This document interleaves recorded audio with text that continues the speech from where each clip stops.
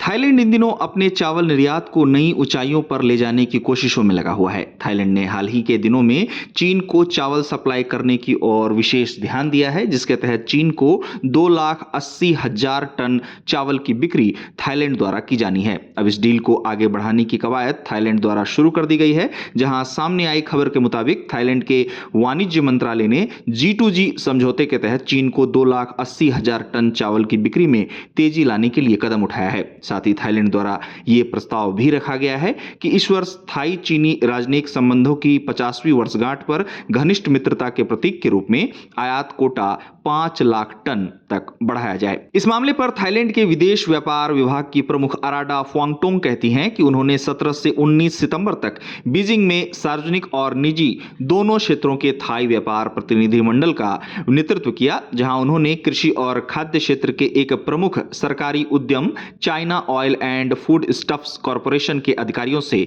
मुलाकात की। फुआंगटोंग के मुताबिक इस बातचीत का उद्देश्य दोनों देशों के बीच कृषि व्यापार सहयोग पर समझौता ज्ञापन के तहत 2,80,000 टन की बकाया G2G चावल खरीद में तेजी लाना था। उनके मुताबिक थाईलैंड और चीन ने चीनी उपभोक्ताओं के बीच थाई चावल की गुणवत्ता और प्रतिष्ठा के बारे में जागरूकता बढ़ाने के लिए चीन में संयुक्त विपणन और प्रचार गतिविधियों को आगे बढ़ाने पर सहमति व्यक्त की है। बताया गया है कि इस चर्चा के परिणाम अब आगे के विचार के लिए दोनों देशों के नीति निर्माण निकायों को प्रस्तुत किए जाएंगे। अराडा ने इस दौरान यह भी जानकारी दी कि उनकी चीन यात्रा में SAMR के साथ बातचीत भी शामिल थी, जो चीनी बाजार में बेचे जाने वाले सामानों के अनुपालन की देखरेख करता है। चर्चाओं में चीन में थाई चावल को बढ़ावा देने और संरक्षित करने के लिए सहयोग को मजबूत करने पर ध्यान केंद्रित किया गया। उन्होंने बताया कि चावल व्यापार को लेकर थाईलैंड और चीन के बीच हुई इस बैठक में DFT ने थाई चावलों के मानकों, थाई चमेली चावल के लिए प्रमाणन चिन्हों के पंजीकरण और